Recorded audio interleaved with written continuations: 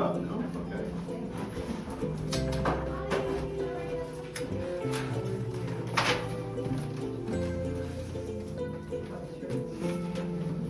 Where are you thinking about working today? I don't know what there is Okay. this area, Okay. because I've been working in those Yeah, classes, okay. so, well, my freshman. Yeah. If I was, what's behind, well, this area, right, was a little behind in terms of softening, and maybe a little bit more around here on the edge of that has to be softer. Yeah. Yeah, it has to look. I think I like the paint really well and the Okay. I want to transition that. Well, you've got to watch things like you've got a real dark there, and you've outlined it with a light, so that that's glazing. And all it is you take a little bit of the really dark one and you put it over here and you wipe it back off, and then just push it a little farther back. I know how you want this to come forward, but it's just that. Yeah. I would say more like a 13. Yeah. Oh no, it's good. It's hard to know. Little hands, yeah, little fingers. All right, where are you gonna go today? Okay, you can come back to that if you want. Like, it's really up to you if you get sick of an area, or if you want to push it as far, then go ahead.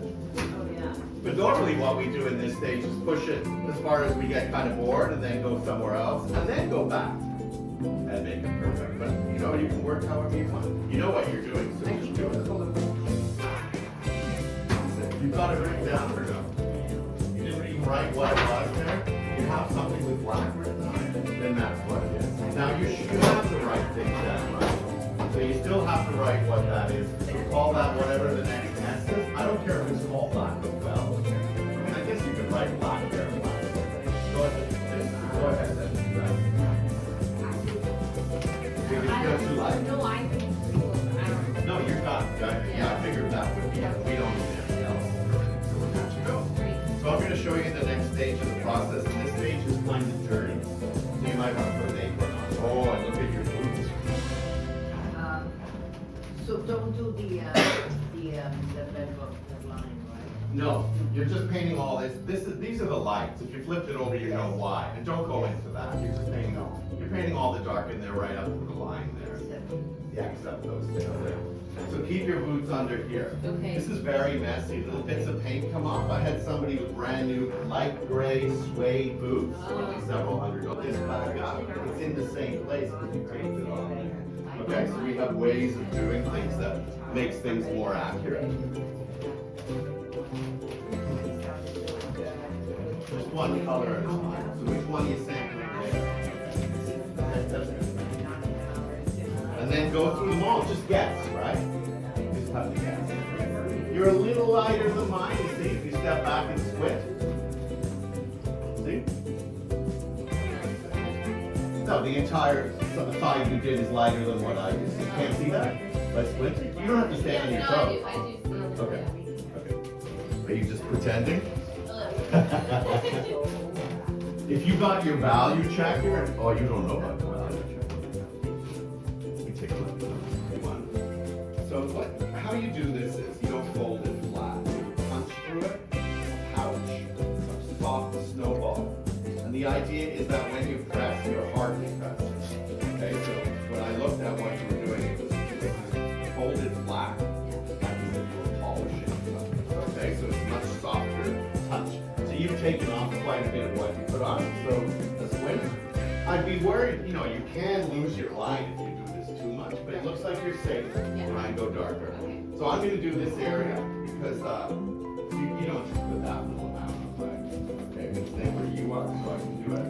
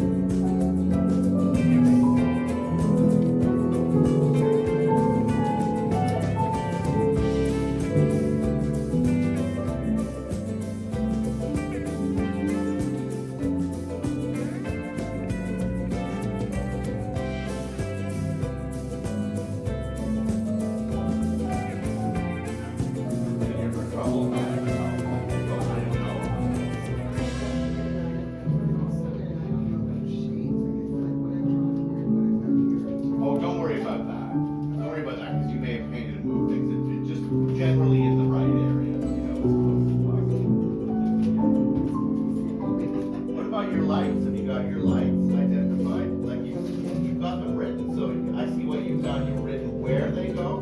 Yeah. And some of those make sense now, some of those I don't. Okay, well just figure out which ones you don't know, and then that's what we'll figure out. Beautiful, beautiful. Look at that.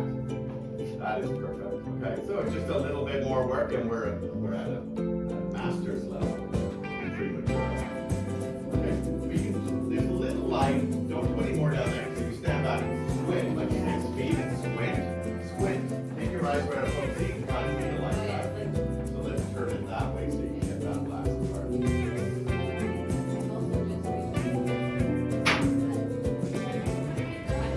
Oh yes. Oh, and by the way, that's the case for about a few hours, right?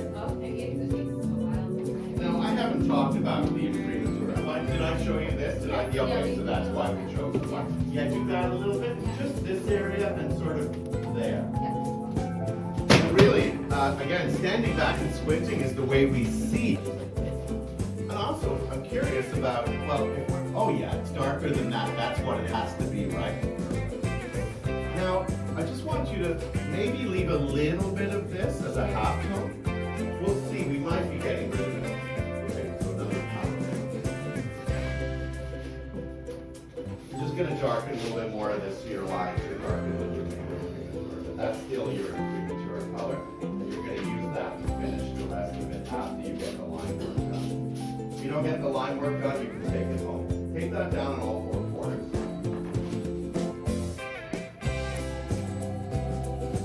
Just painting it solid. Paint by number, really? You don't accept those lines. Yeah.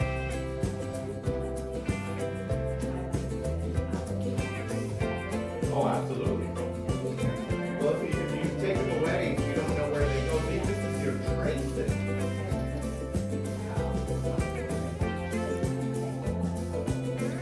You should have something written on the back. You're supposed to write even for everything that you put in there.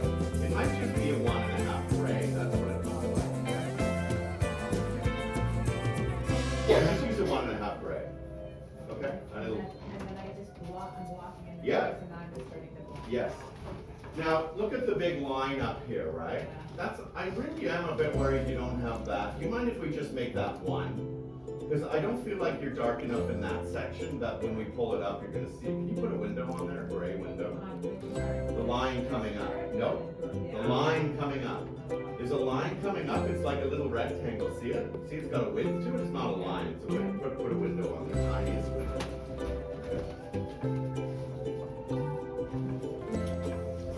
And we're just grab burnt umber from the second drawer down. We're just going to add a little bit more up. So that it's dark. Indoor lights are 2,700K. I'll show you what it is. Oh, yeah.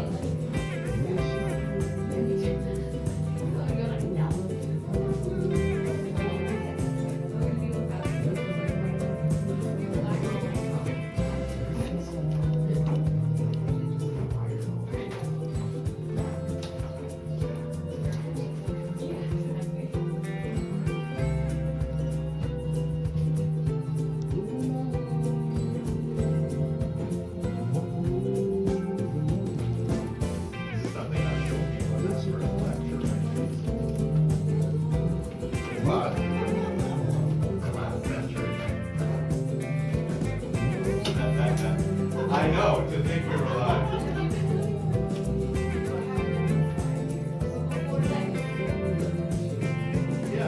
Yeah, you finished the painting, and then this is your second scene. No, we're joking,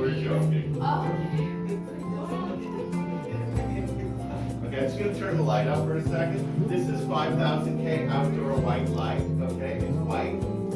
It's natural light on a cloudy day. You have these lights. You're walking down a hall and one of these lights is coming out of the room. It looks like there's sun in that room. It's weird. You wouldn't expect it. It's white, but it really feels more like natural light than anything else. But most people have 2,700K. See how yellow it is? So yellow is artificially introduced into every color you make. And then when you leave the studio, it's not there anymore. So now your beautifully skin colors that you made so well, which are gray down orange, are now pink. And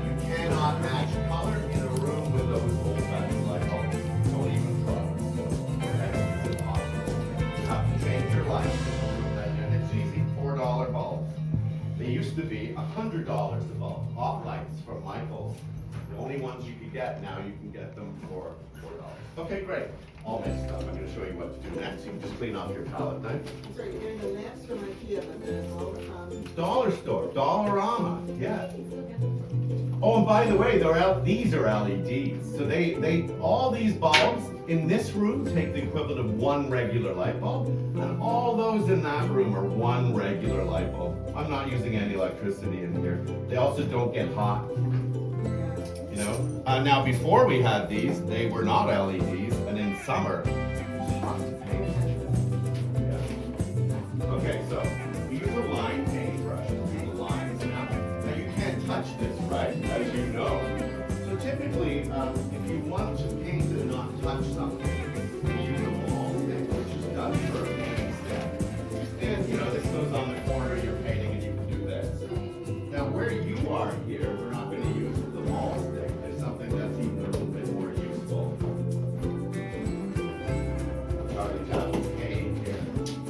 So this sits up here, and you lock your knuckles over the notch.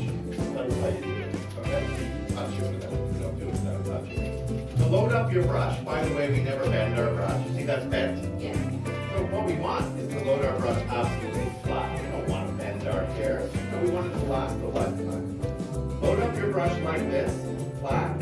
Load up your brush, get all sides of it loaded. See how fuzzy it is? See, they're little fuzzies. You can't paint a triangle with them anymore. So we use these for blending because they're nice and soft and fuzzy. So what you do is put your hand down, put your finger down for some stability, and very gently between two colors, you kind of do little circles. First, you rehearse above the surface of the painting, then gently bring the brush down to the surface and wiggle it around, and you can see that the colors are mixing together a little bit. See that? Now you don't press hard or you'll push too much of one into the other one. And I'm just spending a long time in one area, barely touching it, pulling one color into the other color, circles, little X's, whatever that you can do to get it blended. And you're barely touching it. As you do this, you must have a rag. You have to wipe your brush on a rag like this, because blending is done with a dry brush but with wet paint. So you see how soft I can get so that there's no line there anymore? So if you want, you can have a go with this brush doing that edge there. Okay, just this one brush. Okay, thank you. You must have a rag in one hand, so you might not be able to hold the phone because you need to do this, or put it here and do it, okay? Okay. This brush would be too big. You were going to use this to paint something, yeah. Yeah, that might be a bit big for that area too. Probably if you want to do that area, we want something that allows you to swing your bat a bit. So, yeah, I'll find you a... Yeah, we'll go for that one instead. It's a little smaller, but... Oh, don't worry about it. I don't. Just do the lines as they are. You mean you made a line in the drawing? Don't worry about it. I don't. What I meant, like, if you slipped. Oh. Don't worry about it. That's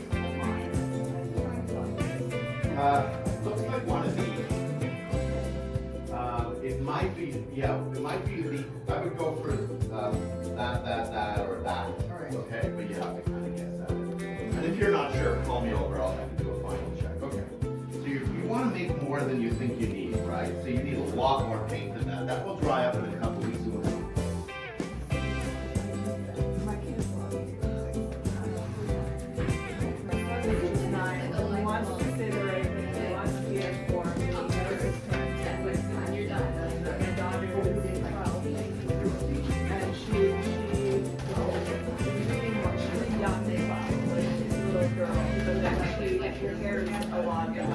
Did you use the same brush for the different edges? Yeah. Yeah, you don't do that, okay? Don't use the same brush for two different edges because they're different colors. Oh. Okay? Anyway, it doesn't matter. You get the idea. Yeah, it doesn't matter. We still use different brushes for different edges. Doesn't matter. You did a good job. Okay.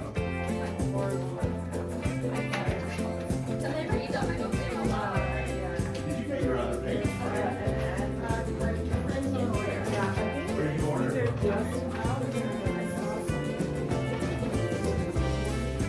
Oh, that's not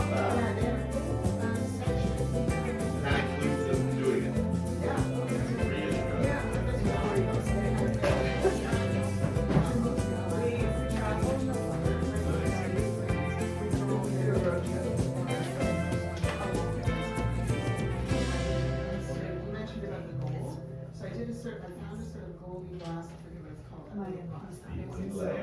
Yeah. It's a little one, but it's a good little one. Like, how much I don't I have much patience for little dogs. I'm shocked. It's you.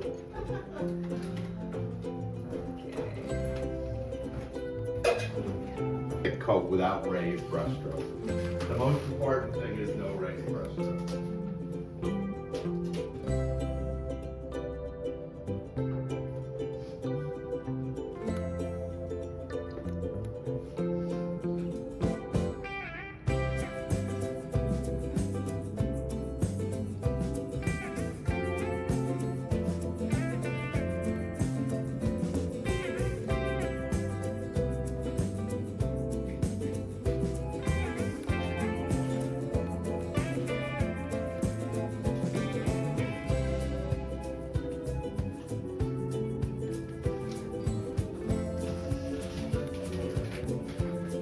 I'm interested to see if they have round frames. When you're finished, don't take it off. Take a picture and see.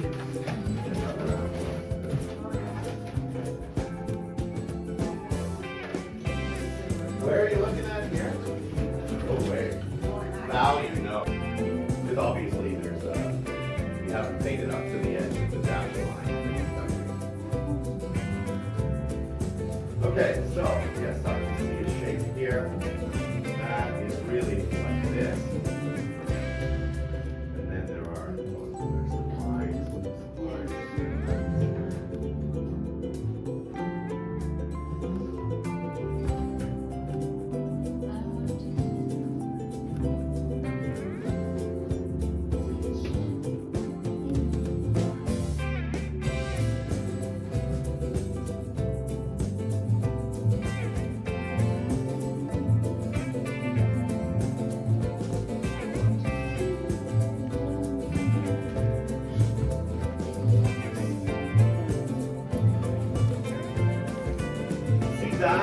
That, you're gonna paint in all this area here, okay? Right up to the scarf. So right up to the scarf, this is all getting painted in.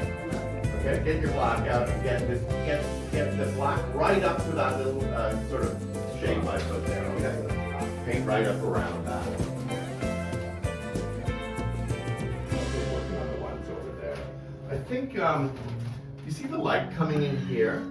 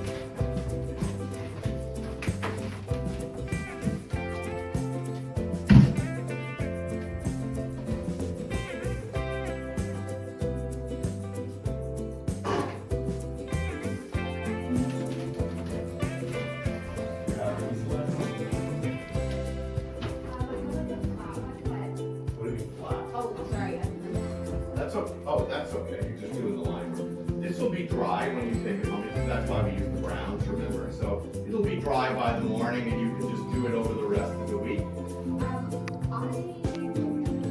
Okay, then you're going to leave it here and you'll be doing this next week as well, okay? Because we have wet painting carriers and yeah, we'll do it that way. Also, that will be dry so you can put your finger right on it. Anyway, you don't have time. Lots of people, all they have is the 2 hours here.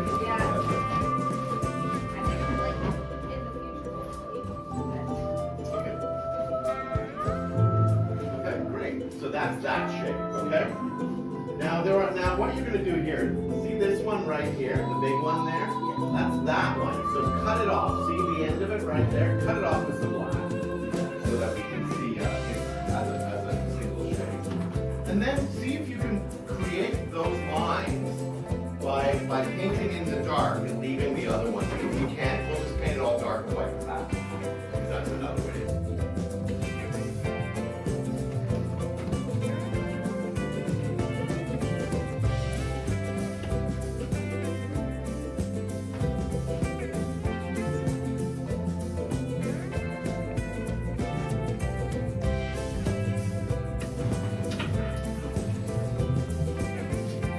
got a bit of lemon over here.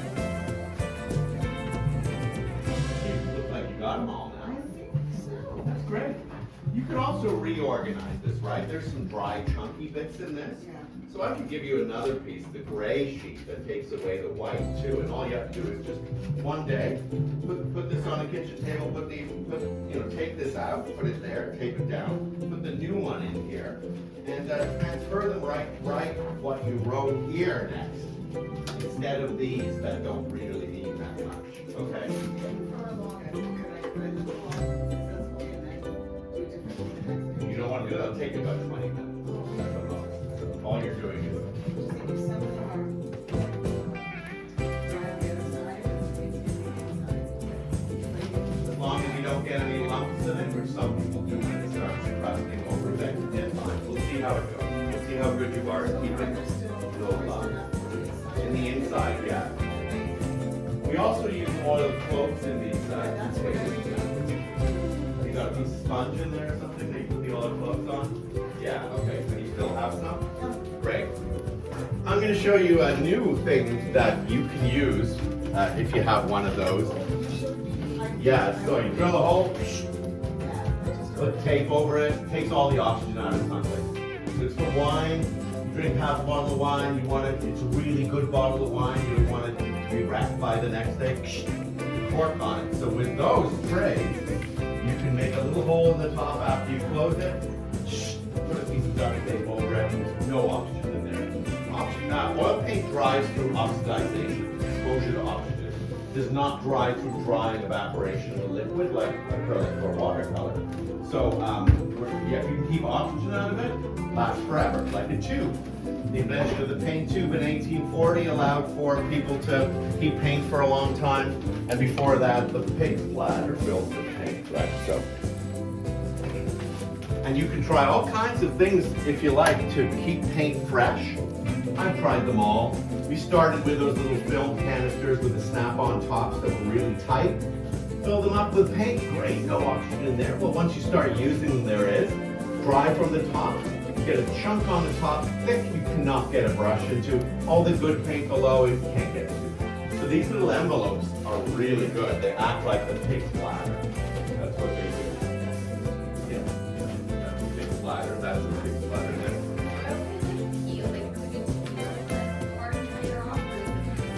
Okay, so they make linoleum flooring out of linseed oil. So what oil paint is just a powdered pigment, right? With linseed oil. Linseed is just flax seeds crushed. That's cold pressed linseed oil. It's the best quality. It's really clear. That's the highest quality oil painting brand. Then because they're capitalists, they go, oh, I want to make more out of this. So they heat it, press it again. Becomes lower quality linseed oil. Most people use that to paint. Then they press it again, squeeze it, more heat. That's hardware store quality. So linseed oil is just flaxseed oil. It's very safe compared to acrylic paint. Whereas, and then whatever paint you put in it. So yeah. So you have, as long as you keep the oil from being exposed to oxygen. So this is a pig splatter. This is about 10 years old now. With oil paint. There's paint in there, it's still wet. And if you close that, squeeze out the paint, close that, you're good to go. They sold paint like this until 1840. Windsor New Paint, the big paint brand we still use, sold paint to pig splatters. Yeah. Because it keeps the paint, and it has to be a collapsible thing because, again, if you have a jar, you have to be able to squeeze the air out or something like that. What would they do before that? Rembrandt in the morning would put, or at the end of a painting session a day, would put something, put a towel under water. Pull it back out, water evaporates, you're good to go. Sometimes they would put their paint in little shells. They would put it in a container, put a little shell in it. Any way to keep oxygen out of it. Yeah, it is. That's like that. I don't suggest it personally. No, but I mean, that was pretty resourceful. Yeah. Also keeping it cold, right? The colder your paint is, it dries really slow and cold. That's exactly. Put it in the freezer because it slows down the drying time of oil paint. Clove oil, and then if you use that spray, that will not harden it. Well, I've had some people come back 6, 7 years, all their paint is in the freezer in the packets, all good. They're in the packets. They are a much faster heat. Not on.